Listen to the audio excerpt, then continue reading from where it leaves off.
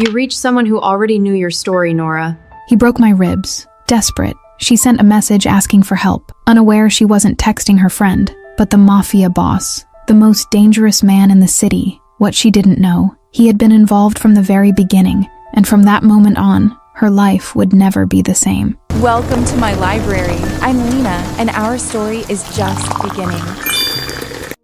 Chapter 1. The Text. I sent a message, and I don't know who will answer.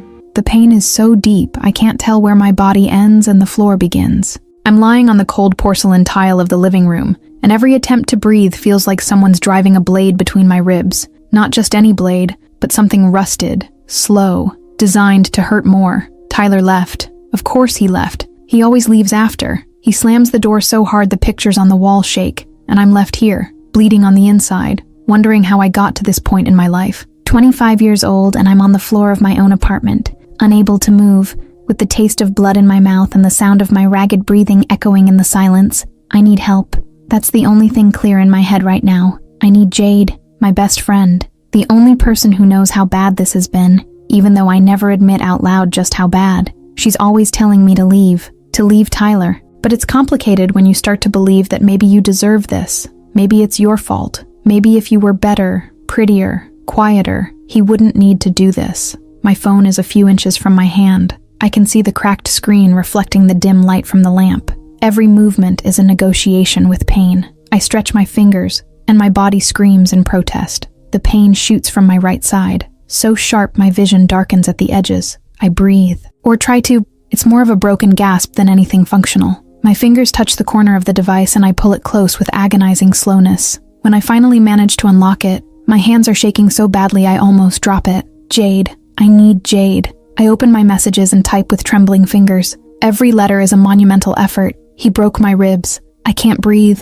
I need help. I hit send before the pain makes me pass out, before the fear paralyzes me completely. The message goes through, and I close my eyes, trying to focus on anything besides the feeling that my chest is being crushed from the inside. The phone vibrates in my hand, too fast. Jade takes forever to respond. She always takes forever, always busy with something, some client, some problem at the salon. But this was instant. I open my eyes, forcing focus on the lit screen. Address. Now. My heart races, and that makes the pain worse. The text doesn't sound like Jade. No emoji, none of her way of writing. But maybe it's the urgency. Maybe she's just being direct because she realizes how serious this is. With fingers that barely obey, I type my address. Every number, every letter, is a battle. When I finish, I can barely see the screen because my tears blur everything. The response comes in seconds. On my way, 10 minutes. 10 minutes. I can handle 10 minutes. I have to.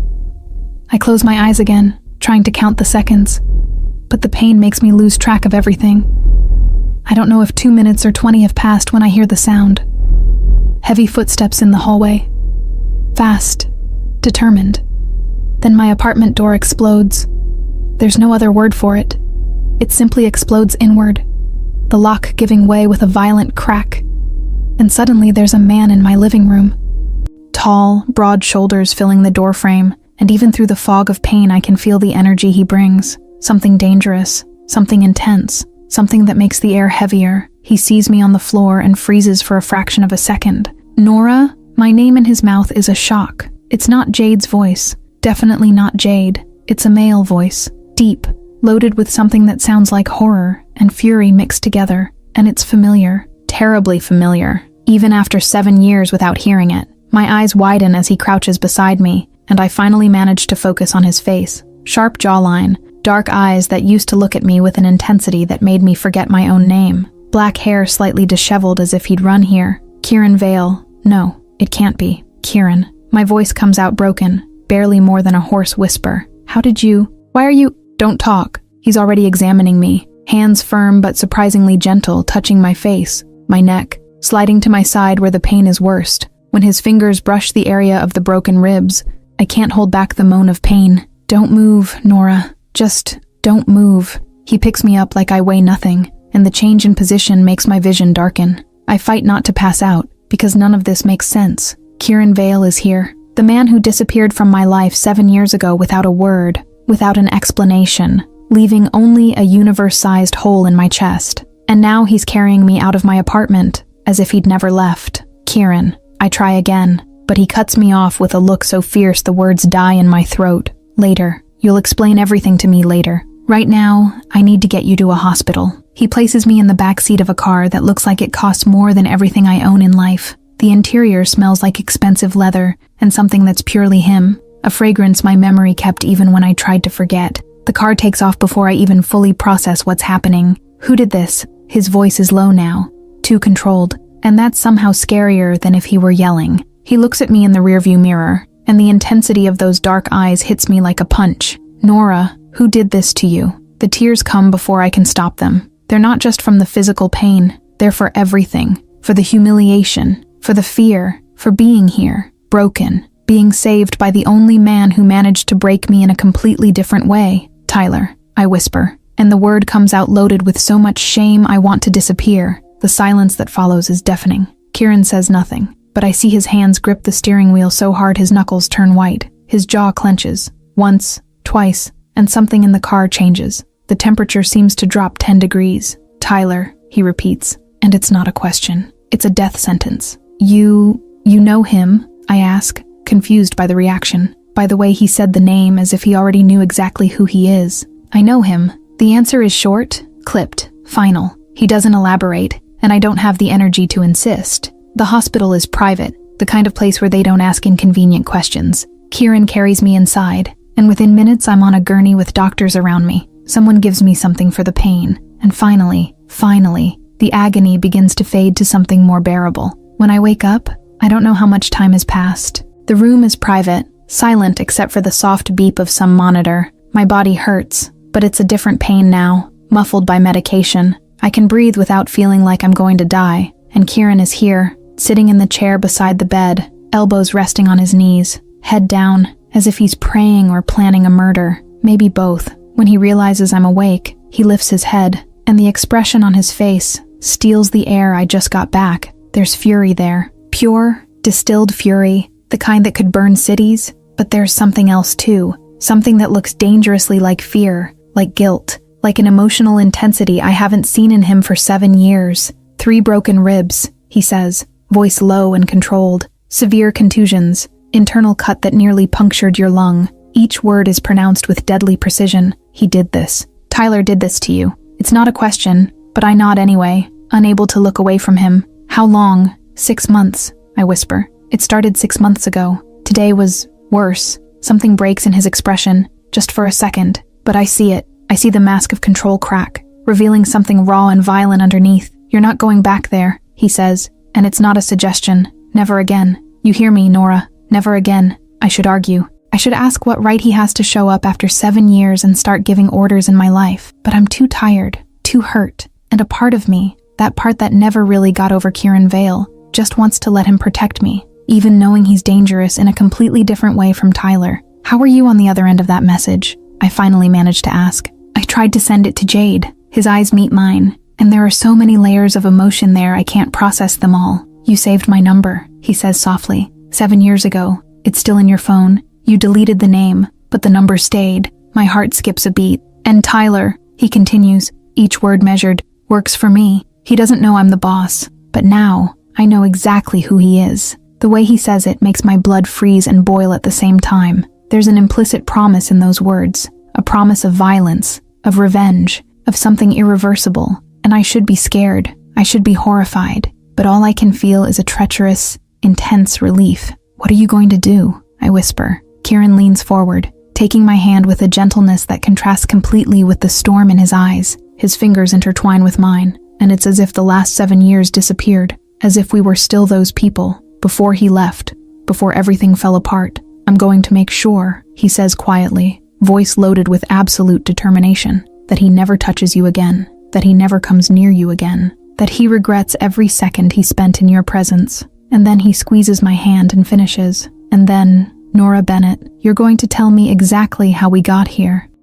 Chapter 2, 7 years ago. I didn't know then that loving him would mean losing him without... The morphine leaves me floating somewhere between sleep and wakefulness, but not enough to erase the memory Kieran's face unearthed. 7 years. 7 years since the last time I saw those dark eyes watching me, as if I were the only real thing in a world of illusions. I close my eyes, and he's there. Not today's Kieran, all dangerous control and expensive suits, but the Kieran from before, the one who found me when I was 18 and working at the corner cafe, serving espressos to rushed people who barely looked at me. He walked in on a rainy Tuesday in October. I remember because the coffee shop was empty, and I was bored, cleaning the same coffee machine for the 3rd time just to have something to do. The door opened, and he came in bringing the smell of rain and something heavier, something that felt like danger and sadness mixed together. 26 years old, wet hair stuck to his forehead, dark suit soaked through, and eyes that seemed to carry the weight of 1,000 bad lives. "Coffee," he said, voice hoarse as if he hadn't spoken to anyone in days. Black. Strong. Could have been just another customer. Should have been. But there was something in the way he sat in the darkest corner of the cafe. Something in how he held the cup with both hands, as if he needed the warmth to keep from freezing inside, that made me want more than just to serve him. "Bad day?" I asked, leaning on the counter in front of him. He looked at me then, really looked at me, and it was like someone had lit a flame in the middle of my chest. "That you have no idea," he answered, but something at the corner of his mouth almost curved into a smile. Almost. "Well, I'm here until 8, so if you want to vent to a stranger who makes mediocre coffee, this is your chance." This time he actually smiled. Small, contained, but real, and he came back. The next day, and the next, and every day for the next 3 months. Always at 6 in the evening, always ordering black coffee, always sitting in the same corner. And little by little, he started leaving pieces of himself with me. Stories about his sick father, about the family business he didn't want to inherit, about feeling trapped in a life he didn't choose. I never asked much, just listened and cooked for him. I started bringing leftovers from dinner I made at home, testing recipes. He ate everything as if it were the best thing he'd ever tasted. And the way he closed his eyes on the first bite made me want to cook more, create more, just to see that expression of peace cross his face. "You should be a chef," he said once, licking tomato sauce off his thumb in a way that made me forget how to breathe. "Not stuck in a cafe serving people who don't even see you." "One day," I replied, trying to ignore how my heart raced when he looked at me like that. "I'm going to Maui. I'm going to have my own restaurant. It'll be small, facing the ocean, and I'll cook Hawaiian food that'll make people cry with happiness." "Maui," he repeated, as if memorizing the word. "Sounds perfect for you." And then one night, when I was closing up, and the rain was falling outside again, he kissed me, pressed me against the counter, hands framing my face as if I were something precious, and kissed me like he was drowning, and I was air. It was intense and desperate and perfect, and when we pulled apart, we were both breathless. "Nora," he whispered against my lips, "you're the only good thing in my life." I should have realized then, should have understood I was falling in love with someone who lived in shadows. But I was 18, and completely, hopelessly in love, and then he disappeared. One day he was there, kissing me in the rain, promising to take me to dinner on Saturday. The next, nothing. Phone disconnected. Never showed up at the cafe again, as if he'd never existed, except for the giant hole he left in the center of my chest. "Nora," his voice pulls me back to the present. I open my eyes, and it's no longer the 26-year-old Kieran sitting there. It's the 33-year-old. Harder, more dangerous, more everything. "You were remembering," he says quietly, "and it's not a question. How can you be here?" The words come out loaded with 7 years of pain. "How can you sit there as if you had any right after disappearing like that?" He closes his eyes for a moment, and when he opens them again, there's a vulnerability there I haven't seen since that time. "My father died," he says simply. 3 days after the last time I saw you. Heart attack. And suddenly I was responsible for everything. For the business. For the people who depended on him. For a world you couldn't even imagine existed. You could have told me. Could have explained. And said what? "Nora." He leans forward, voice low and intense. "That my father ran half of Boston's underworld. That I was inheriting an empire built on violence. That you, with your dreams of Maui and beachfront restaurants, would become a target just for being with me." My heart squeezes painfully. "You were 18, he continues, each word seeming torn out by force. "Your whole life ahead of you. You were bright and full of light, and I was about to drown in darkness. Keeping you close would have been condemning you. So you decided for me." My voice trembles with mixed anger and pain. "Decided I was too fragile, too innocent, not strong enough to choose to stay. I was protecting you. You destroyed me." Tears burn my eyes. "And you destroyed me, Kieran. And you didn't even have the decency to give me a reason. You just disappeared." The silence that falls between us is heavy and suffocating. I see pain flash across his face, quick as lightning, before being replaced by that mask of control. I know, he finally says, voice hoarse. I know I did, and I've carried that with me every day for the last 7 years. But keeping you alive seemed more important than keeping you happy. And look where that got me. My words come out bitter. I spent 7 years trying to forget you, trying to feel for someone else half of what I felt for you, and I ended up with someone who uses me as a punching bag. The change in him is instantaneous. His eyes darken in a way that makes my breath fail, and suddenly the entire atmosphere in the room changes. It becomes charged, dangerous. Tyler, he says, and the name sounds like a sentence. Tell me about him. Why? I ask, defiant, despite the fear I feel crawling up my spine. What are you going to do? Whatever's necessary. There's no hesitation, no doubt, but first I need to know everything. So I tell him about meeting Tyler 2 years ago at the supermarket, about how he was charming at first, attentive, different, about how gradually the compliments turned into criticism, about how the criticism turned into yelling, about how the yelling turned into shoves, about how the shoves turned into punches. Kieran doesn't interrupt, just listens, but I see each word dig deeper into him. I see the fury growing like a silent storm behind those dark eyes. He works at a warehouse, I continue, voice small. Night shift. Says the boss is demanding but pays well. Says the work is stressful, and that's why he sometimes loses his patience with me. The Dover Street warehouse, Kieran says, not as a question. I freeze. How do you know? Because it's mine. One of 12 warehouses I operate in Boston. He stands, starts pacing the room like a caged predator. Tyler Cross, 27 years old, works on the distribution line for 18 months. Has no idea who really signs his paychecks. The way he says it, with so much detail, so quickly, makes me realize something that should have been obvious from the start.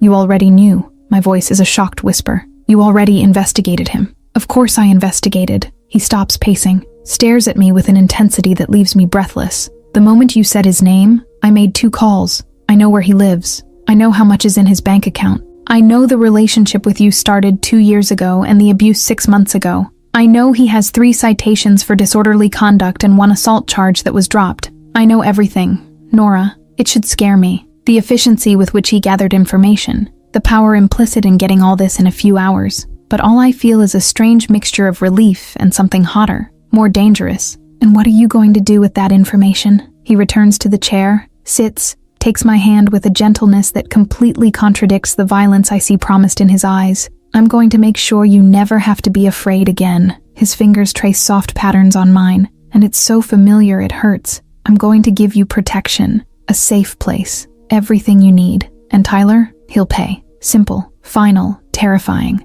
Kieran, no, he squeezes my hand. Don't ask me to let it go. Not after what I saw today. Not after knowing he broke you like this. Because loving you would kill me. I repeat his words from hours ago. That's what you said. That loving you was too dangerous. And it still is. He doesn't deny it. My world is violence and shadows, Nora. It's still everything I tried to spare you from. But you're already in it now, whether I like it or not. Tyler put you here the moment he raised his hand to you. So what? You're going to protect me and then disappear again when you decide I'm a risk. The pain that crosses his face is genuine and deep. No, the word comes out firm. Never again. Leaving you was the biggest mistake of my life, and I spent every day of these 7 years hating myself for it, carrying you with me. Every woman I met, I compared to you. Every meal, I remembered the ones you cooked. Every black coffee, I saw you at 18 smiling at me. My heart is beating so hard I'm sure he can hear it. You have to understand something, he continues, voice low and intense, leaning until our faces are inches apart.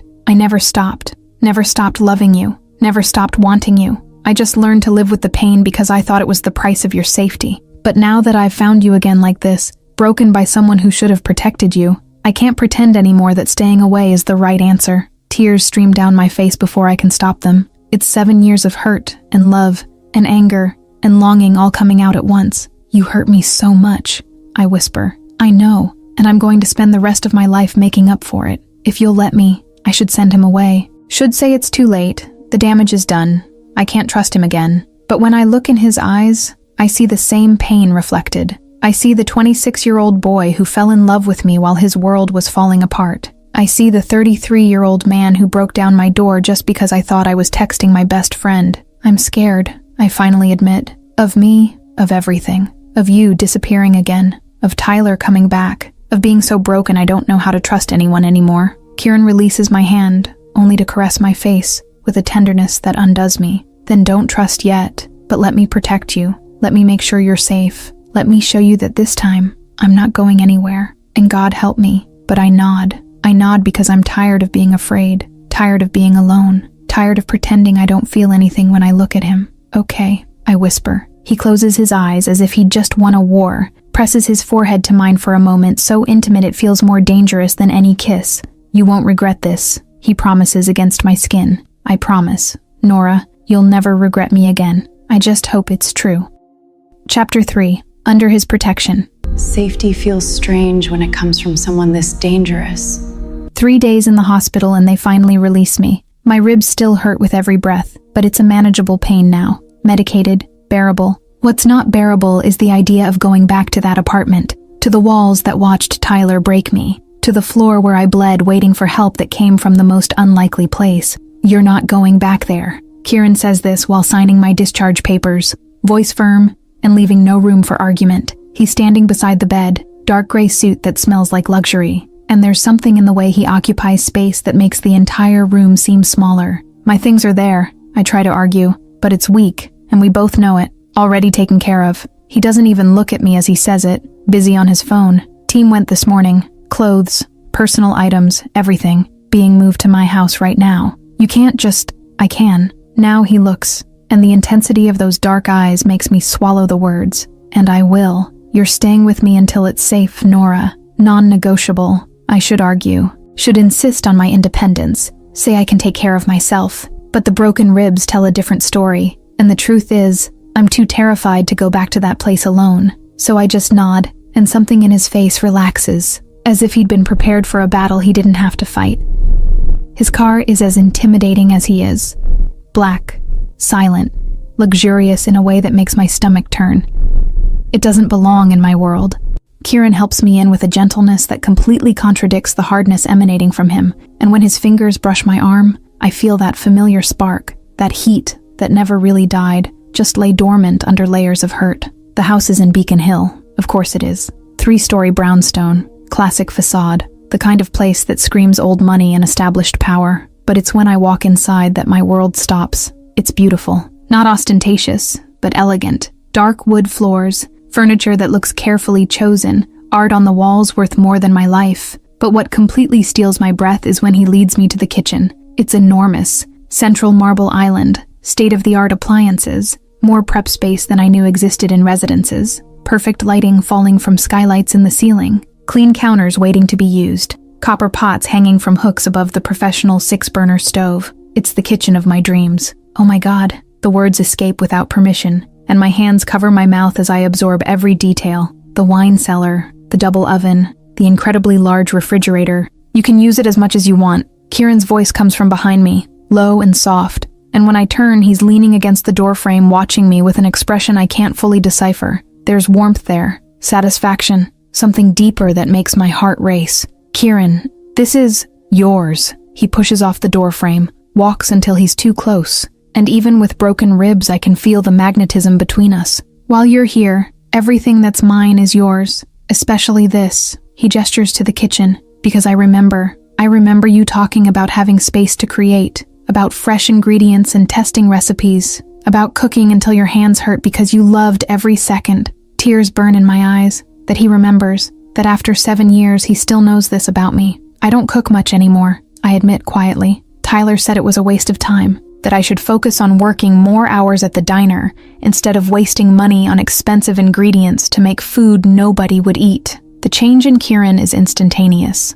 I see his jaw muscles clench, see his hands close into fists at his sides, see something dark and dangerous cross those eyes. He tried to kill that in you. It's not a question. It's a furious statement. Ian tried to erase the part that made you shine. He succeeded, most days. Kieran takes a step forward, and suddenly we're so close I can feel his warmth, the woody smell of expensive cologne mixed with something purely masculine. His fingers touch my chin, lifting my face until our eyes meet, then light it again. He says softly, but there's steel in the words. Cook, Nora, cook until your hands hurt, until you remember why you loved it, until you're you again. And then he leaves the kitchen, leaving me alone with that perfect space and a growing desire to do exactly what he said. The following days fall into a strange but comforting routine. Kieran leaves early, comes back late, always asks how I am, always brings something he thinks I'll like, fresh flowers, exotic ingredients from specialty markets. Once, a Hawaiian cookbook autographed by a chef I've admired for years. And I cook. I start slowly, testing the kitchen, relearning movements that used to be instinctive. But gradually, something inside me awakens. That spark Tyler tried to extinguish. That passion I thought I'd lost forever. It's late at night on the 4th day when Kieran finds me still in the kitchen, surrounded by bowls and ingredients, testing a poke bowl recipe I want perfect. Still awake, he observes, loosening his tie as he enters.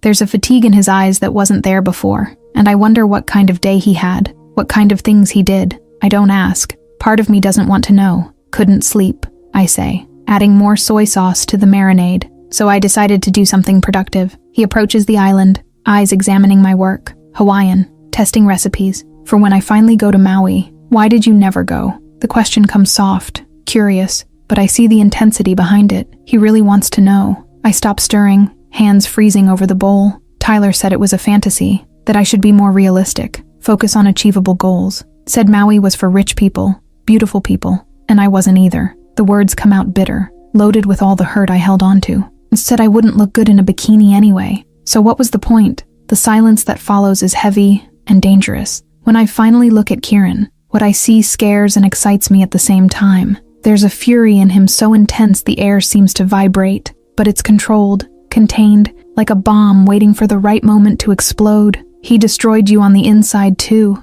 Kieran says, voice deadly calm. It wasn't just your body, it was your soul. He tried, I correct softly, but he didn't completely succeed. I still dream, I still want good. He comes around the island, stands beside me, and when his hand touches mine over the bowl, it's like electricity. Because you're going to Maui, Nora, I promise you that. We stay like this for a moment, hands touching, too close, the tension between us thick enough to cut. Then I pull away, grabbing another bowl, trying to ignore how my heart races. Want to try? I offer, needing to break the intensity before I drown in it. His eyes light up in a way that reminds me of the Kieran from 7 years ago, of the boy who ate my food as if it were the most important thing in the world. I prepare a plate, careful with each element, perfectly marinated tuna, vinegared rice at the right temperature, fresh avocado, edamame, scallions. I place it in front of him and wait, nervous in a way I haven't felt in months. Kieran picks up the chopsticks, takes a piece,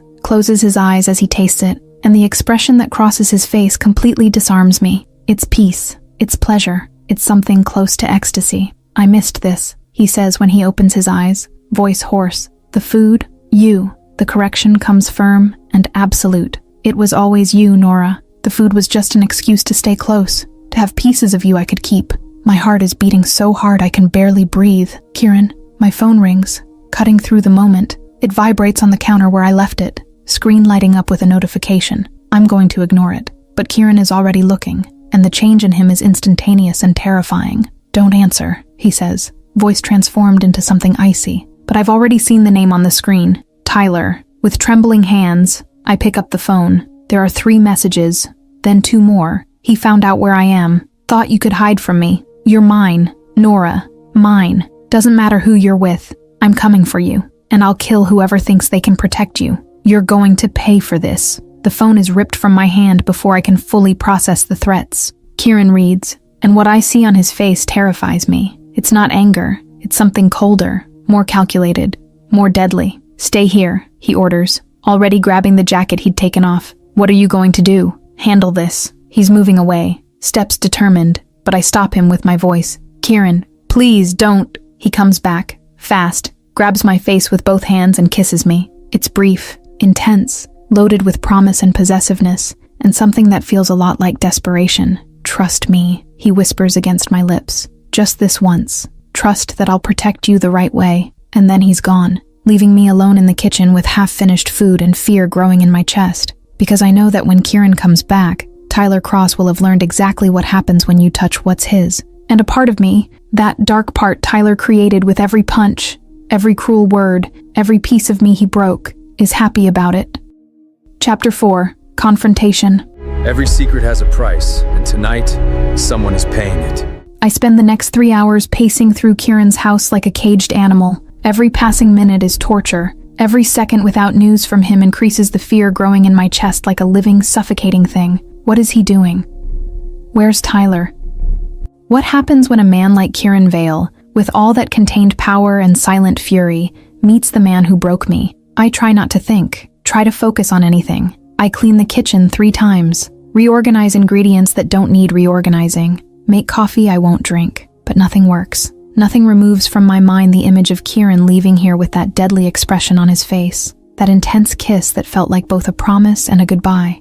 I curl up on the living room couch, hug my knees, ignoring the pain in my ribs, and wait. It's all I can do. Wait and pray he comes back in one piece, that this ends once and for all. While I waited, everything was happening without me knowing. The warehouse in the industrial zone was exactly as Kieran had ordered. Empty, silent, a single light hanging from the ceiling, creating a circle of illumination in the center of the cavernous space. And right in the middle of that circle, a chair, simple, solitary, waiting. Kieran Vale was in the shadows, out of reach of the light, hands in the pockets of the suit he hadn't even bothered to change. He didn't need special preparation for this. Tyler Cross didn't deserve that effort. He checked his watch. 11:42 p.m. Tyler would arrive in 3 minutes if he was punctual, and desperate men trying to impress were always punctual. The call had been brief and objective. Tyler Cross, this is Kieran Vale. I need you to come to the industrial zone warehouse. Now, it's about work. The shocked silence on the other end had been almost comical.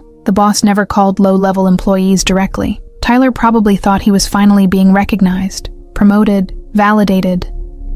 Poor idiot. The sound of a car arriving echoed outside. Kieran didn't move. Just waited, patient as a predator, while hurried footsteps approached the side door. Tyler entered with the confidence of someone who thought he was there for good news. 27 years old, disheveled blonde hair, cheap jacket, the posture of someone trying to seem bigger than he was. Kieran studied him in silence. This man who had put his hands on the only pure thing he'd ever had in his life. Mr. Vale? Tyler's voice echoed through the empty warehouse. Uncertain now, he looked around, searching, not seeing Kieran in the shadows. Kieran took a step forward. Entering the light, he saw Tyler's startled reaction, the way his body tensed. Sit, Kieran said, voice low and controlled, pointing to the chair. Tyler hesitated, eyes going from the chair to Kieran and back. Mr. Vale, is there a problem? My work. I can sit.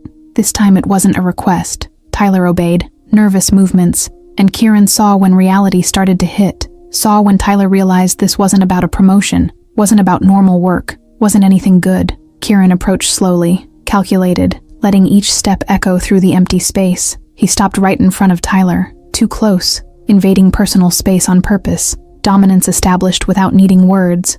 Do you know why you're here? Kieran asked, voice dangerously calm. No, sir. Did I do something wrong? If there's a problem with my work. Kieran took his phone from his pocket with slow, deliberate movements, unlocked it, found the first medical photo of Nora in the hospital, broken ribs visible in the x-ray, purple bruises marking pale skin. He turned the screen toward Tyler. Recognize this? He saw the color drain from Tyler's face, saw the exact moment the man realized he was completely fucked. I don't... Tyler swallowed hard, eyes glued to the photo. I don't know what... Kieran moved to the next photo. More bruises, then another, and another. Every image of what Tyler had done, every piece of evidence of the violence. Want to try again? Kieran's voice was pure ice. Or should we stop wasting time with lies? Mr. Vale, please. I can explain. Explain? Kieran took another step closer, and Tyler shrank in the chair. Explain then. Explain how a coward who works in my warehouse had the nerve to put his hands on Nora Bennett. Explain the 3 broken ribs. Explain why she was on the apartment floor barely able to breathe. Tyler was shaking now, sweat visible on his forehead under the harsh light. Nora, she drove me crazy. She doesn't listen.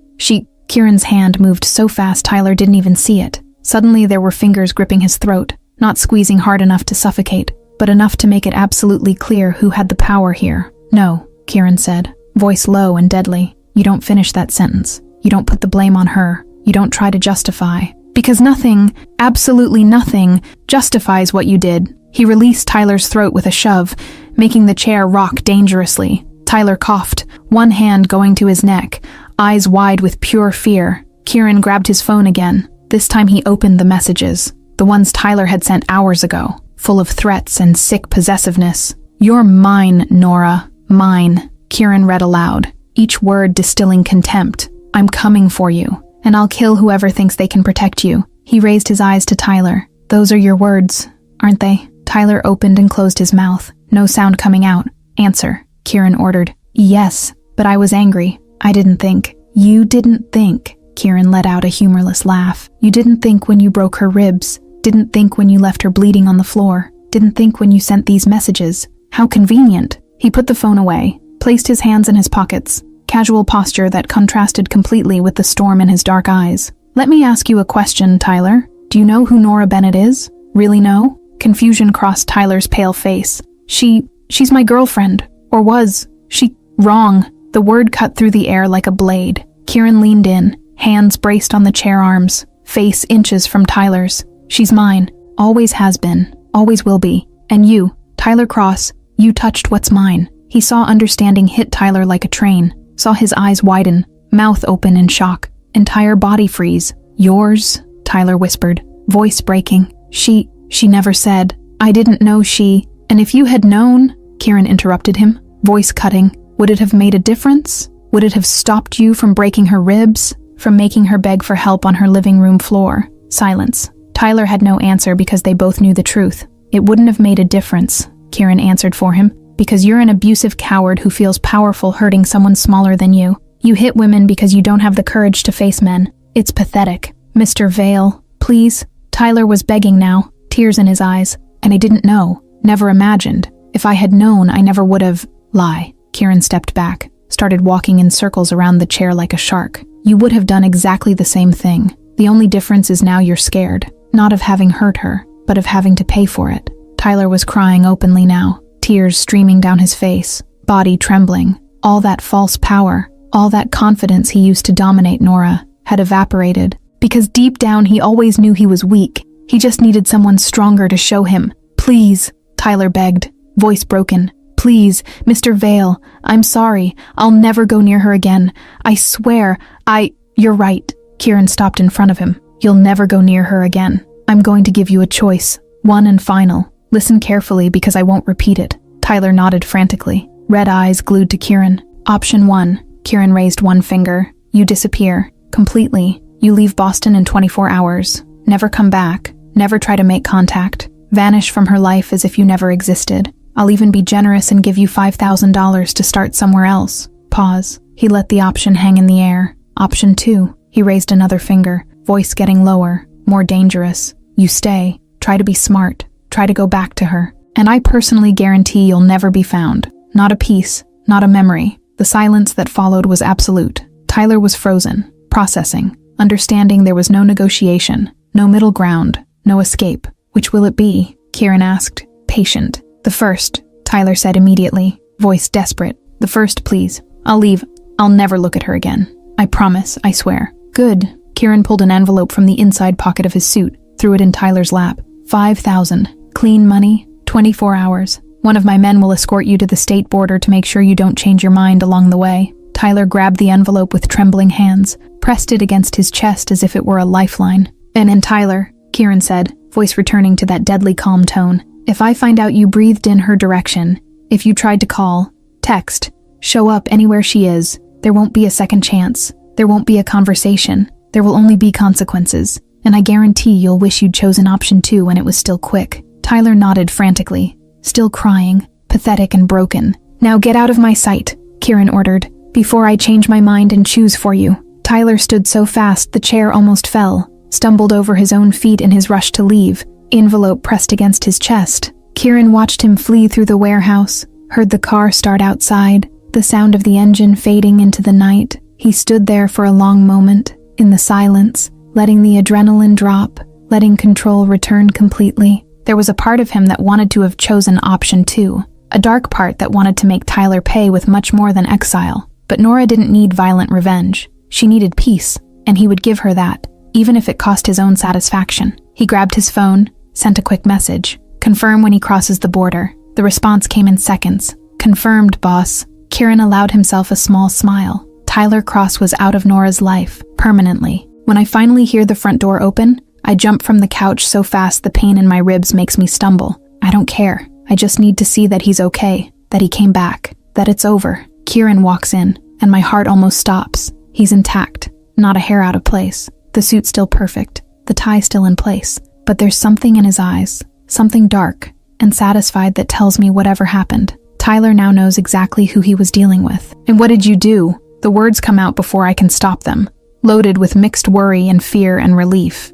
Kieran looks at me for a long moment, and I can see the effort he makes to return from wherever he was mentally. Then he goes to the bar, pours whiskey, drinks half at once. I made sure he'll never hurt you again, he finally says, voice controlled. Did you kill him? The fear in my voice is real, visceral, because part of me knows Kieran is capable of that, and I don't know how to deal with it. He turns to me, something like dark amusement crossing his face. No, but he'd wish I had. My stomach tightens. Kieran, please, tell me what happened. I need to know. He sighs, finishes the whiskey, comes to me. He takes my hand, guides me to the couch, and when he finally speaks, it's with a calm that scares me more than yelling would. I gave him a choice. Disappear completely from your life, from the city, vanish as if he'd never existed, or deal with me the way I deal with people who hurt what's mine. Pause, dark eyes studying me. He chose wisely. He left, I whisper, barely able to believe it. Just like that, just left. He left. The certainty in his voice is absolute. He has 24 hours to get out of Boston.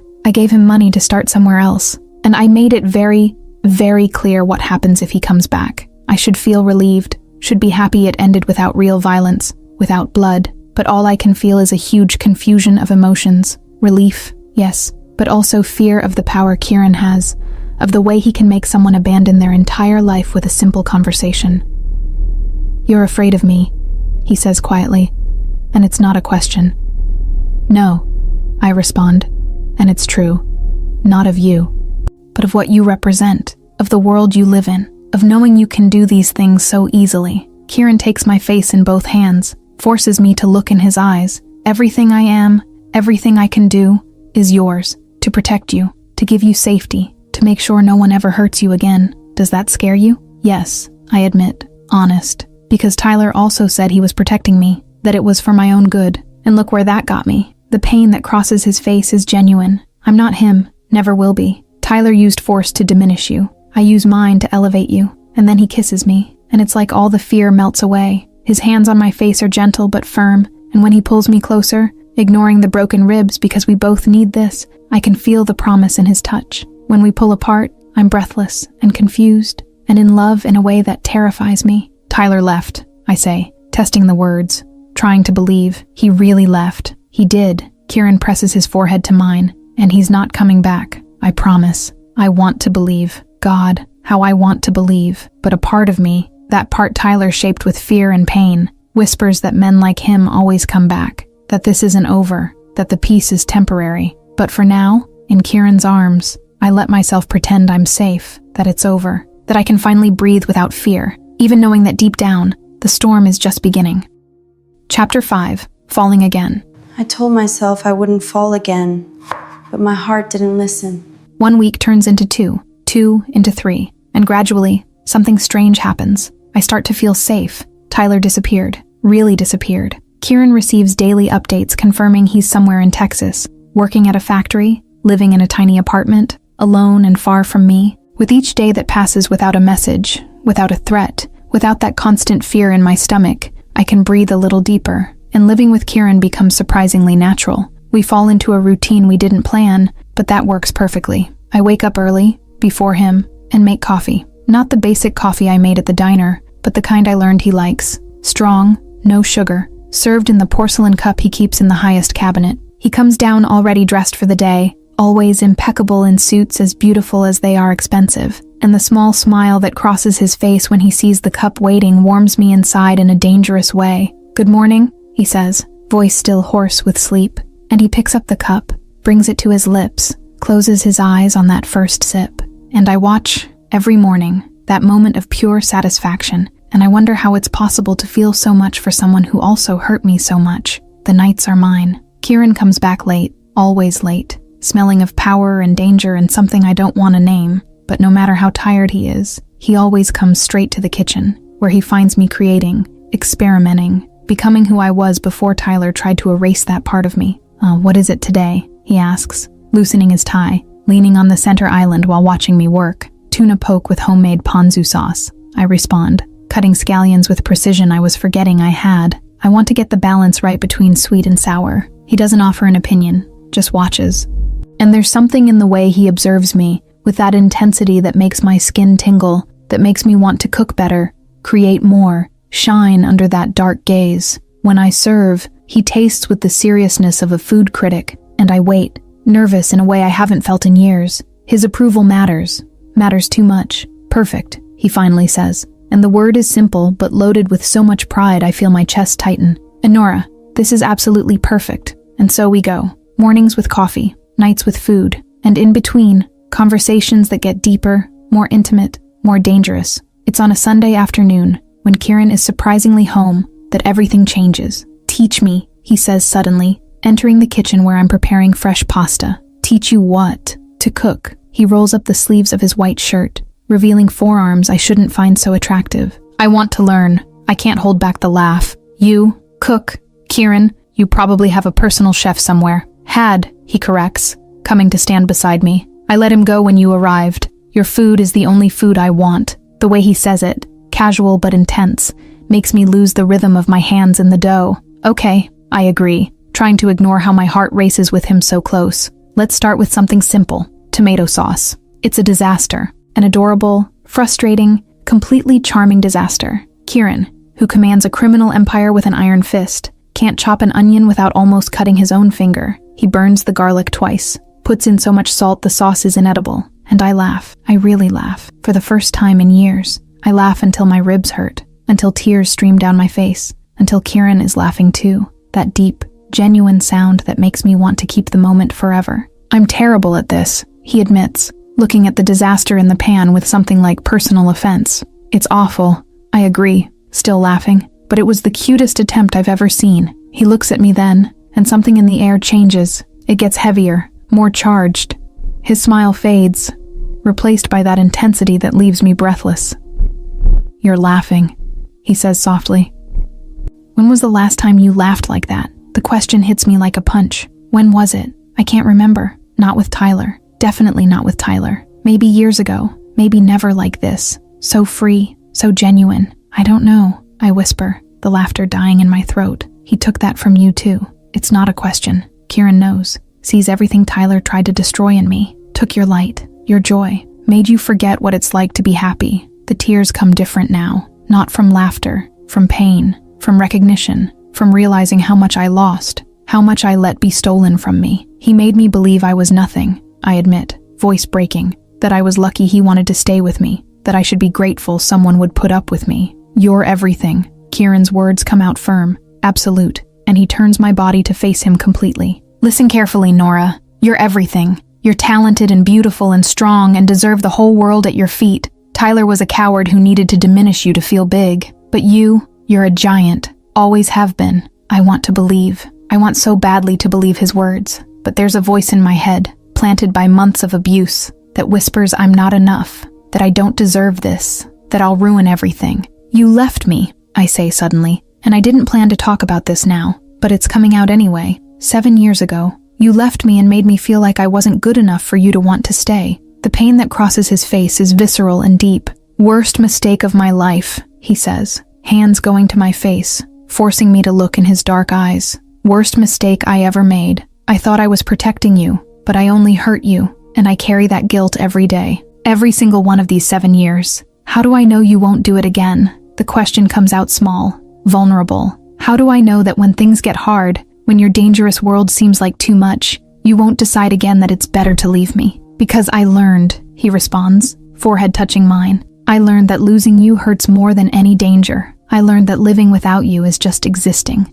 I learned that I'd rather have you here, by my side, facing everything together, than protect you from afar while we both bleed. My heart is beating so hard I'm sure he can feel it. You shine here, Kieran continues, looking around the kitchen, coming back to me, in this space, creating, cooking, being you, and I want to give you more. I want to give you everything. Kieran, I bought a space, he says suddenly, and I can see the vulnerability in him now. A downtown, view of the harbor, complete commercial kitchen, space for 50 people. My heart stops. What? Your restaurant, Nora, your dream. I want to give you that. He takes my hands, and I can feel a slight tremor in them. I want to see you shine, not just here, but for the whole world. I want all of Boston to taste your food and know you're extraordinary. Tears are falling freely now. A restaurant, my restaurant, the dream I abandoned, that Tyler said was ridiculous, that I thought I'd never have the courage to pursue. You would do this, I whisper, barely able to believe. For me, I'd do anything, he responds simply. Anything to see you happy. And suddenly we're very close. So close I can feel his breath on my skin, see the small golden flecks in his dark eyes, feel the heat radiating from his body. His eyes fall to my mouth,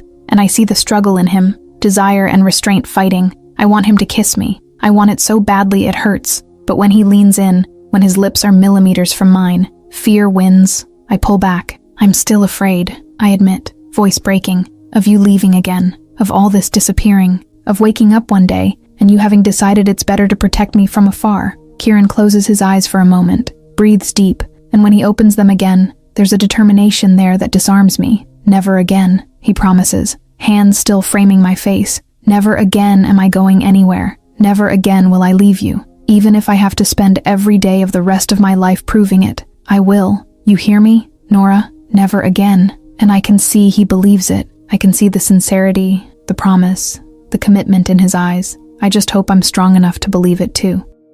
Chapter 6. Maui Dream. What if the dream I gave up is waiting for me, right now? Pack a bag. Kieran says this on Friday morning. While I'm drinking coffee and reading recipes on my tablet, I look up, confused, and he's leaning against the kitchen door frame with that half smile I've learned means he's planning something. What? I ask, setting down my cup. A bag, clothes for a week. Bring something light, comfortable. He approaches, takes my hand, and there's a gleam in his dark eyes I can't decipher. We leave in 3 hours. My heart races. Kieran. Where? You'll see. He kisses my forehead, quick and sweet. Do you trust me? And the truth is yes. Despite everything. Despite the fears. Despite the complicated history. I trust him in a way I haven't trusted anyone in a long time. So I nod, and the smile that spreads across his face is worth everything. 3 hours later, I'm in the backseat of a car heading to the airport, small suitcase in the trunk, nervousness and excitement fighting in my stomach. Kieran hasn't given any hints, just held my hand the entire way, fingers intertwined with mine, thumb tracing absent circles on my skin in a way that makes me forget how to breathe properly. When we arrive at the terminal and I see the destination on the departure board, my world stops. Maui. The letters shine there, big and impossible and real. Maui, Hawaii. The dream I've carried since I was 18. The place Tyler said was ridiculous, unattainable, a waste of fantasy. My voice fails, tears already burning in my eyes. You're taking me to Maui. Kieran turns to me, and the tenderness on his face completely undoes me. And I said I'd give you your dreams, Nora. This is just the beginning. I cry right there, in the middle of the airport, not caring who's watching. I throw my arms around his neck, and Kieran holds me tight, face buried in my hair, and I can feel him smile against my temple. Thank you, I whisper, voice choked. Thank you, thank you, thank you. Don't thank me yet, he says, pulling back enough to wipe my tears with his thumbs. Wait until you see the rest. The flight is long, but I don't care. I spend hours glued to the window, watching the ocean below, barely believing this is real. Kieran works on his laptop beside me, but every so often I feel his eyes on me, feel the heat of that gaze, and when our eyes meet, there's something there that makes my stomach flip. When we land and the warm, humid Hawaiian air envelops me, I feel like I'm waking from a years-long dream. This is real. I'm actually here, in Maui, the place I lived in my imagination for so long I sometimes forgot it existed for real. The house Kieran rented takes my breath away. It's on the beach, huge glass windows giving a direct view of the ocean, the sound of waves constant and hypnotizing. But what really makes me stop in the middle of the living room is the kitchen. It's perfect. Completely, absolutely perfect. White marble counters, state-of-the-art appliances, giant center island, and that view, that impossible view of the ocean while I cook. It's everything I always imagined and more. Kieran, I whisper, turning slowly to absorb every detail. This is yours, he finishes, setting the bags down near the door. For a whole week, I want you to cook, explore, create. I want you to be completely free here. I go to him, without thinking, and kiss his face. It's an impulse, spontaneous, and I see surprise in his eyes followed by something hotter, more dangerous, but he doesn't advance, just smiles, small and genuine, and says, go, explore the island. I took care of everything. The next few days are the happiest of my life. Kieran takes me to local farmers markets, where I buy fresh ingredients I've never seen in person. Ripe mango straight from the tree, fish so fresh it still gleams, macadamia roasted on the spot. Every purchase is a discovery, and Kieran carries everything without complaint, just watching me with that expression that's becoming familiar, that look that says seeing my happiness is all he wants. He arranged time with local chefs. I spend an entire afternoon learning to make authentic poke with a Hawaiian woman who treats me like a granddaughter. Another morning preparing kalua pig with a chef who's had a restaurant on the island for 30 years. And Kieran is always there, sitting in the corner, watching, and when our eyes meet, there's pride there. Pure, simple pride. At night, I cook for the two of us in the house. I create dishes that blend everything I've learned, and Kieran eats every bite as if it's the best thing he's ever tasted.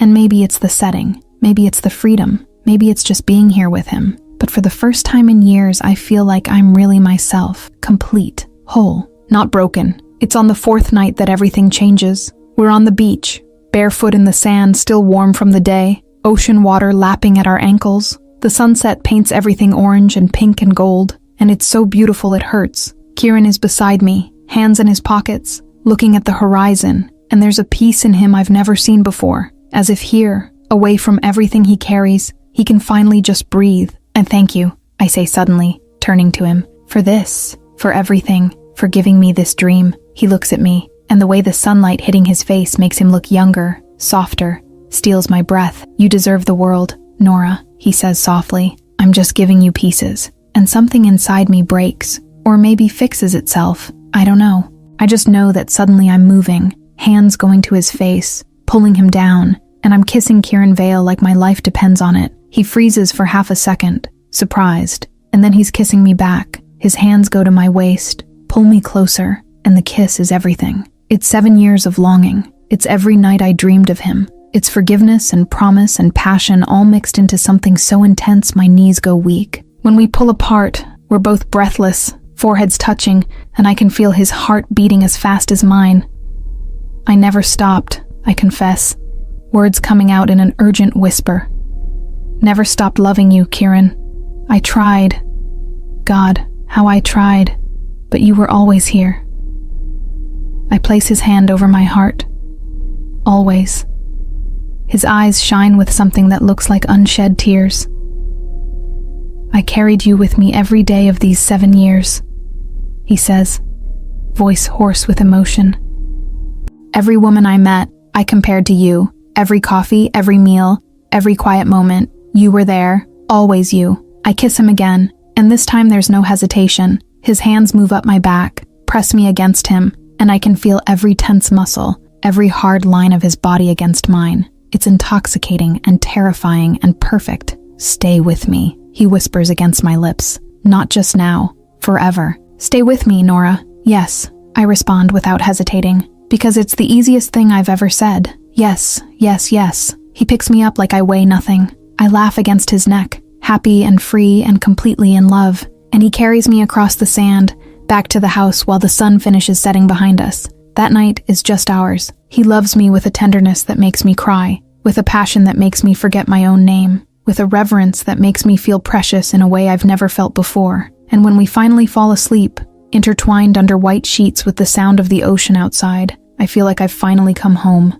not to the place, but to him, to Kieran, where I always belonged. I wake to sunlight streaming through the windows and Kieran watching me. He's propped on his elbow, hair messy in a way that makes him look younger, and there's something in his eyes I can't name. Good morning, I whisper, feeling a blush rise to my face remembering the night. Good morning, love, he responds, and the word, love, said so naturally makes me melt. His fingers trace soft patterns on my bare shoulder, making me shiver. How do you feel? Happy, I say honestly. Happier than I've ever been. He smiles, that rare, genuine smile that completely transforms his face. Good, because we have 5 more days here, and I intend to make every one of them unforgettable. And he keeps his promise. We spend the days exploring the island together. He takes me to see the sunrise at the top of Haleakala, and we cry together at the absolute beauty. We swim in hidden waterfalls where we're the only ones in the world. He learns to surf just to make me laugh when he falls off the waves repeatedly. And every night we return to that beach house, where I cook, and he watches as if it's the most fascinating thing in the universe. On the last night, While I'm preparing a special dinner using everything I learned during the week, Kieran comes from behind, arms around my waist, chin resting on my shoulder. I don't want this to end, he says softly. Me neither, I agree, leaning into him. But we can come back, whenever we want. It's not about the place, he says, turning me to face him. It's about this, about us, about you being happy and free and completely yourself. I want that for you always, Nora, not just in Maui. You give me that, I say, hands going to his face. Just being with you, I feel like I can be who I really am. He kisses me, sweet and deep, and when we pull apart, there's a promise in his eyes. And then let's make this work, he says, no matter what comes. Together, I agree, and I feel the deep truth of the word. That last night in Maui, with the sound of the ocean outside and Kieran beside me, I sleep with a smile on my face and certainty in my heart. Paradise isn't a place, it's a person, and I found mine. But at that moment, I didn't yet know that everything was about to fall apart. Chapter 7. Back to reality. I thought happiness meant peace. The trip back to Boston is quiet in a different way than the trip there. It's not discomfort, it's contemplation. Kieran holds my hand during the entire flight, fingers intertwined, and every so often I look at him and find his eyes already on me, that intense gaze I now recognize as pure, simple love. But as we approach the city, I feel something change, a tension growing in the air. Kieran checks his phone more often. His posture gets more rigid. The relaxed man from Maui is being replaced by the boss who commands an empire, and I don't know how to feel about that. And now? I ask when the plane lands, my voice suddenly small. Maui it was like a perfect bubble, but here is your real world, real danger. And he cuts me off with a kiss, quick but firm. Now you're mine, officially, and everyone will know. There's something possessive in the way he says it, but also protective. No one will touch you, Nora, I guarantee it. I want to believe. I need to believe. The car takes us not to his house, but to downtown. I'm confused until we stop in front of a beautiful exposed brick building with huge glass windows overlooking the harbor. Where are we? I ask, but Kieran is already getting out, coming around the car to open my door. Come, he says simply, taking my hand. He guides me to the entrance, and when the door opens, my heart stops completely. It's a restaurant. No, it's my restaurant. The space is stunning, all decorated in shades of blue and white that remind me of the ocean. Light wood that echoes Hawaiian beaches. There are tropical plants in strategically placed pots, huge photographs of Maui on the walls, and in the center of everything, a beautiful open kitchen where I can see every customer, where they can see me creating. Kieran, my voice fails, tears already falling. Look outside, he says softly, guiding me to the window, and there it is, in elegant letters on the glass facade. Nora's, my name, my restaurant, my dream materialized. I drop to my knees right there, sobbing, and Kieran is immediately beside me, pulling me into his lap, holding me while I cry years of suppressed hope, dreams I thought impossible, happiness so intense it hurts. You did this, I managed to say between sobs. You really did this. I promised I'd give you your dreams, he says against my hair, and I always keep my promises. I spend the next hour exploring every corner, the pantry full of quality ingredients, the wine cellar with carefully selected wines, the uniforms already ready with my name embroidered, even the menu, already beautifully designed, just waiting for me to fill it with my creations. We can open in a month, Kieran explains, watching me touch everything with reverence. I hired an experienced manager to handle the administrative side. You just need to focus on what you do best. Cook, create, shine. I can't stop crying. From happiness this time. From gratitude. From love so deep I don't know how my heart fits in my chest. The next few weeks pass in a blur of planning and preparation. I create the entire menu, testing each dish dozens of times until it's perfect. Kieran tastes everything, offers honest opinions, and when we finally have 20 dishes we both agree are exceptional, I feel ready. Opening night is magical. The restaurant fills completely, reservations booked out for weeks. And when I serve the first dish, see the expression of pure joy on the customer's face. I know I did it. I really did it. Kieran is there, of course, sitting at the best table with a direct view of the kitchen. Our eyes meet through the glass, and he raises his wine glass to me, that small, proud smile on his face, and my heart overflows. I'm living my dream, with the man I love. It's perfect. It's perfect until it's not anymore. It happens in the 3rd week of operation. I'm leaving the restaurant late at night, after everyone has gone. I'm tired but happy, thinking about the new dish I want to test tomorrow. When I hear rapid footsteps behind me, I don't have time to turn. Hands grab me, pull me into the alley beside the restaurant, and suddenly there are two men, faces covered, and one of them has a knife. "Quiet," he growls, and the other shoves me against the wall so hard I hit my head. I see stars. I try to scream, but a hand covers my mouth. Panic explodes in my chest, because this can't be happening. Not again. Not when I was finally happy. "Send a message to your boyfriend," the man with the knife says, bringing the blade close to my face. "Tell him if he doesn't back off from the Northern Territories, next time we won't be so nice." And then his fist comes straight to my stomach. The pain is explosive and familiar. Exactly where my ribs are still weak, still sore. I fall to the ground, gasping, breathless, and I can hear laughter as they run off. "Vale's whore," one of them shouts over his shoulder. "Tell him Markov sends his regards." I stay there, curled up on the cold alley floor, and it's like all the nightmares come back at once. The feeling of helplessness, of being used as a tool to hurt someone, of having no control over my own body. It's Kieran who finds me. His security must have noticed my delay, must have called him, because suddenly he's there, kneeling beside me, face pale with terror. Nora, talk to me." His hands examine me, searching for injuries, and when they touch my stomach, and I wince in pain, I see something break in him. "Who did this?" "Who?" "Markov," I managed to whisper. They said it was a message. Northern Territories. The transformation in him is immediate and terrifying. His eyes go completely black. His jaw so tense the muscles jump. And when he picks me up with a gentleness that contradicts the fury emanating from him, I know blood will be spilled for this. But all I can think is this my life now? Hospital again. X-rays again. Fortunately, nothing broken this time, just severe contusions. But the pain isn't just physical, it's emotional. It's realizing that being loved by Kieran Vale means being a target, means living with fear, means the peace I found is an illusion. I'm sorry. Kieran is sitting in the chair beside the hospital bed, head in his hands, and I've never seen him so destroyed. "Nora, I'm so sorry. This is my fault. All of this, it is," I say, and he looks up, eyes wide with pain. "It is your fault, your world, your enemies, and I'm the easiest way to hurt you." I see tears in his eyes then, real ones, not shed, but there. "I can end this," he says, voice broken. "I can give you a new identity, send you anywhere in the world, eternal security but away from me. If that's what you want." "I don't know what I want," I interrupt. "Honest, I love you. God, how I love you. But I'm so scared, Kieran. Scared that next time they won't be so nice. Scared that living with you means dying for you." The silence that falls is heavy and painful. Kieran stands, comes to the bed, takes my hand with fingers that tremble slightly.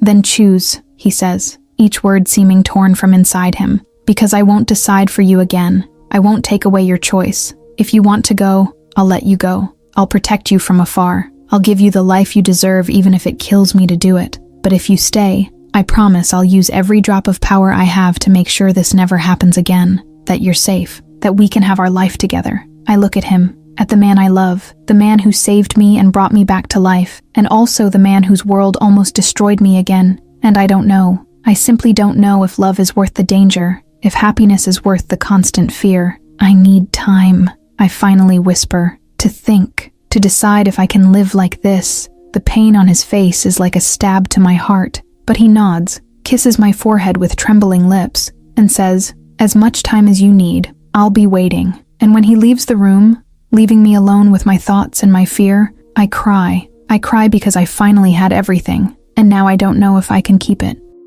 Chapter 8. The choice. I spend 3 days in Kieran's house without really seeing him. He gives me space, disappears early in the morning and comes back late at night, and when our paths cross, there's such deep pain in his eyes I can barely hold his gaze. But he promised me time, and he's keeping that promise, even though it's visibly killing him inside. Jade comes to see me on the second day. My best friend, who's been with me through everything, sits beside me on the couch and just holds me while I cry. I don't say anything for a long time, just let the tears fall, let the fear and confusion leak out in silent sobs. "Tell me," she finally says, brushing my hair from my wet face. "Tell me everything." So I tell her, about Tyler and the broken ribs, about the wrong message that changed everything, about Kieran coming back after 7 years, about Maui and the restaurant and feeling happier than I ever imagined possible, and then about the attack, about the men in the alley, about realizing that loving Kieran means living with a target on my back. I just wanted peace,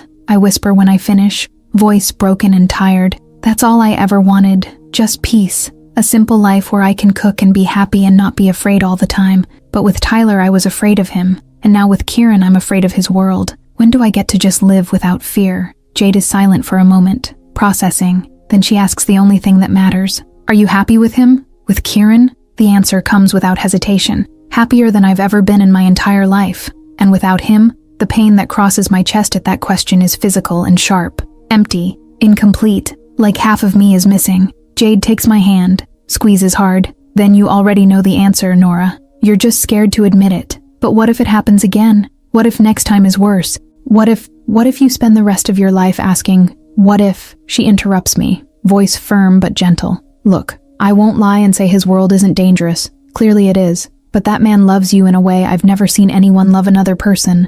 And you love him the same way. That's rare, Nora. That's precious. So fight for it. For him. For both of you. Her words echo in my head long after she leaves. Fight. For so long I was a victim. First of Tyler, then of circumstances. Always letting life happen to me instead of making active choices. But maybe it's time to fight. To choose love despite fear. To decide I deserve happiness even if it comes with risk. It's on the 4th night that Kieran finally breaks. I go downstairs to get water and find him in the dark living room, sitting on the couch with a half-empty bottle of whiskey on the coffee table. His shirt is unbuttoned, tie thrown aside, and when he looks up at me, I see he's been crying. Kieran Vale, the most powerful and dangerous man I know, has been crying because of me. Sorry, he says, voice hoarse. I didn't want you to see me like this. I was just... He stops, runs his hands through his hair, and when he continues, there's a vulnerability in him I've never seen. Trying to figure out how to let you go. My heart breaks.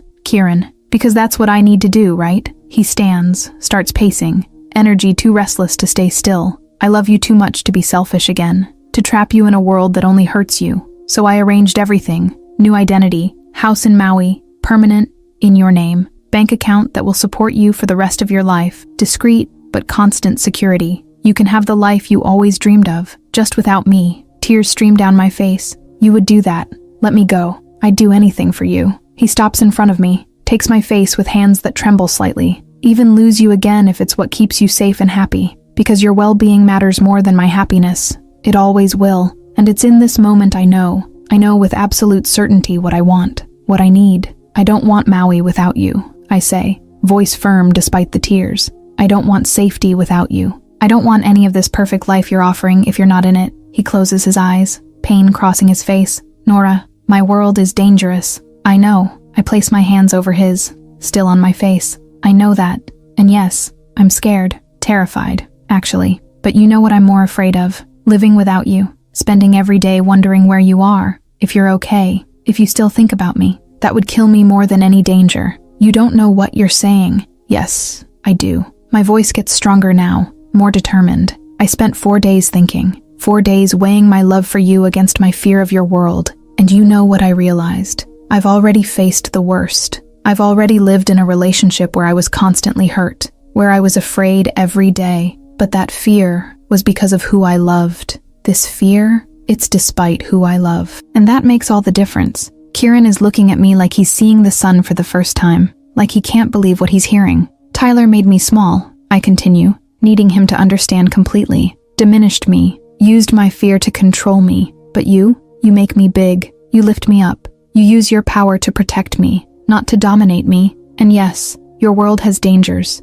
but it also has you, and I choose you, Kieran. I choose us, even knowing it's going to be hard, even knowing it's going to be scary. Nora, his voice breaks, and I see tears shining in his dark eyes. I won't lie and say I'm not afraid, I admit. Honest, I am, very much, but I'm going to learn to live with it. I'm going to learn to be strong, and you're going to help me. You're going to teach me how to navigate your world, how to protect myself, how to be your real partner, not just someone you need to hide. He's crying openly now, tears streaming down his face, and I've never seen him so vulnerable, so human, so completely mine. Are you sure? He asks, voice barely more than a whisper. Because if you stay, Nora, there's no going back. I'm going to tie you to me in every way possible. I'm going to protect you with everything I have. I'm going to make my world as safe as possible for you. But it'll still be my world. There will still be danger, I'm sure. And for the first time in days, I smile, because I discovered something these past days alone.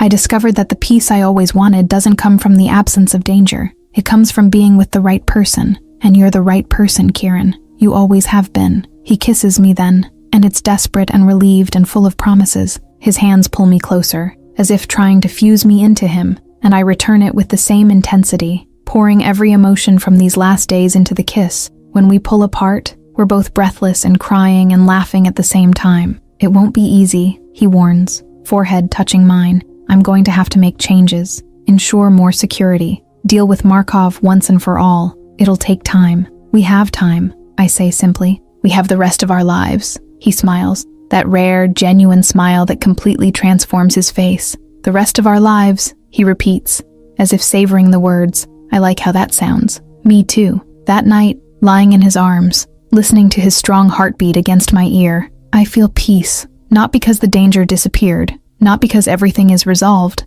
but because I made my choice. I chose love. I chose happiness. I chose to fight for the life I want, instead of accepting the safety I don't need. And for the first time, I feel like I own my own destiny, not a victim, not a hostage, but an active participant in my own story. With Kieran by my side, I can face anything, even his dangerous world, because I discovered that the real danger isn't living with fear, it's living without love, and I choose love. I'll always choose love.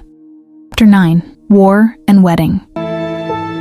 Nothing will ever tear us apart. The next few weeks are a blur of changes. Kieran doesn't tell me details, and I don't ask, but I notice the differences. More discreet security around the restaurant, different cars picking me up and dropping me off, and a change in him, a cold determination that tells me he's solving the Markov problem in a definitive way. One morning I wake up, and he's sitting on the edge of the bed, already dressed, watching me sleep. It's over, he says simply when I open my eyes. Markov is no longer a threat. Neither is anyone associated with him. I don't ask how. I don't want to know. I just nod, and I see the relief in his eyes when he realizes I'm not going to question his methods. You're safe now, he continues, hand caressing my face with infinite tenderness. I sent a clear message to every corner of the city. You're untouchable. Mine. And anyone who dares look at you wrong answers directly to me. It should scare me. The possessiveness, the power implicit in those words.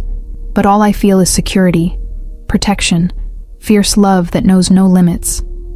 Thank you, I whisper, turning my face to kiss his palm. Always, he responds. And there's a deep promise in that single word. The restaurant thrives. Nora's becomes one of Boston's most sought-after places, with reservations booked out weeks in advance. Food critics praise my Hawaiian fusion, the way I capture the essence of the islands in every dish. And every night, when I close the kitchen and look at the empty space, I feel pride, genuine, deserved pride. It's on one of these nights, 2 weeks after Kieran resolved the Markov situation, that everything changes again. I'm alone in the kitchen. Everyone has already left, testing a new dessert. Halpia with fresh coconut and caramelized mango. I'm so concentrated, adjusting the balance between sweet and sour. I don't hear him come in. Still working, his voice makes me jump, and I turn to find Kieran leaning against the doorframe, suit impeccable despite the late hour, and that look that always leaves me breathless. Just finishing something, I respond, wiping my hands on my apron. New dessert for the summer menu. He approaches, observes my work, and as always, there's genuine pride in his eyes. Can I try? I serve a small portion, watch as he tastes it, closes his eyes in that way that means I got it right, and when he opens his eyes again, there's something different there, something that makes my heart race. Perfect, he says, but he's not talking about the dessert. I see him take a deep breath, as if gathering courage, and then he's kneeling. There, in the middle of my kitchen, surrounded by stainless steel counters and the smell of caramelized mango, Kieran Vale kneels. My heart stops completely. Nora, he begins, voice firm but loaded with emotion. I don't have a ring right now. I didn't plan this, but I was watching you cook, doing what you love, shining the way I always knew you would. And I realized I don't want to wait another second. Tears are already falling down my face. Marry me, he says. And it's not a hesitant request. It's a declaration. It's a promise. It's everything. Not because it's safe, not because I solved the problems, but because it's right. Because you're mine and I'm yours, and I want the whole world to know it officially. Yes. The word comes out before he even finishes. Yes, yes, yes. He stands so fast he almost stumbles, pulls me into his arms, and kisses me with an intensity that makes me forget where we are. His hands are in my hair, on my waist, everywhere at once, and I return it with the same hunger, the same need, the same overwhelming joy. When we pull apart, we're both laughing and crying at the same time. I'll buy the ring tomorrow, he promises, forehead touching mine, the biggest diamond I can find. It doesn't need to be big, I say, hands on his face. It just needs to be from you. The smile that spreads across his face lights up everything. You're too perfect for me. No, I correct gently. I'm perfect for you. Huge difference. We plan a small wedding. Intimate. Just the people who really matter. Jade as my maid of honor. Of course. Already crying from the moment I tell her the news. Some of Kieran's close associates who've become friends these past weeks. And a simple but beautiful ceremony in an old chapel overlooking the ocean. The morning of the wedding, I wake up nervous, but happy. Jade helps me get ready. And when I see myself in the mirror, simple, elegant white silk dress, hair loose in natural waves, I barely recognize the woman looking back. I'm no longer the broken Nora Tyler left bleeding on the floor. I'm not the 18-year-old girl with impossible dreams. I'm a strong, accomplished, loved woman about to marry the love of my life. You're beautiful, Jade says, crying again, and I laugh because she's been crying practically non-stop for days. I'm happy, I respond, and it's deep, simple truth. The ceremony is perfect, small and intimate and full of love. When I walk in and see Kieran waiting at the altar, the way he looks at me almost makes me stumble. There's pure adoration in his eyes, and tears he doesn't try to hide. I walk to him without hurrying, savoring every step, every heartbeat, every second of this moment I'll keep forever. When I arrive and he takes my hands, we're both trembling. The officiant speaks, but I barely hear the words. I can only focus on Kieran, on the dark eyes that know me completely, on the strong hands holding mine with infinite tenderness. Then come the vows. Me first. Kieran, I begin, voice trembling but firm. You saved me twice. The first when you broke down my door and picked me up off that apartment floor. The second when you showed me that life without love isn't really life. You gave me my dreams. You gave me wings. You gave me reason to believe I deserve happiness. I promise to spend every day being worthy of this love. I promise to shine the way you always saw in me. I promise to love you on easy days and hard days. I promise to be your partner, your equal, your home, always. He's crying openly now, and I see his hands squeeze mine. Nora, he says when it's his turn, voice hoarse with emotion. You gave me reason to be more than the monster this world tried to make me. You showed me that power without love is empty, that control without connection means nothing. You taught me to be human again, to feel again, to want to be better. I promise to protect you with everything I have. I promise to use every drop of my power to guarantee your happiness. I promise to give you the world if necessary, but more than anything, I promise to love you exactly as you are, without trying to change you, without trying to diminish you. I promise to always lift you up, to be worthy of you, every day of my life. There's not a dry eye in the chapel. Jade is sobbing. Even Kieran's tough men are discreetly wiping their eyes. I now pronounce you husband and wife, the officiant says, smiling through his own tears. You may kiss the bride. And Kieran kisses me. He kisses me as if we're sealing not just a legal commitment, but a promise of souls. He kisses me as if I'm oxygen, and he's drowning. He kisses me as if we have all the time in the world and not a second to waste. When we pull apart, there's applause and laughter, and pure happiness filling the space. We're married, officially, completely, irrevocably. And when we leave the chapel hand in hand, sun shining on us, ocean glittering in the background, I feel that finally I've arrived where I was meant to be, not in a place, but with a person, my person, forever.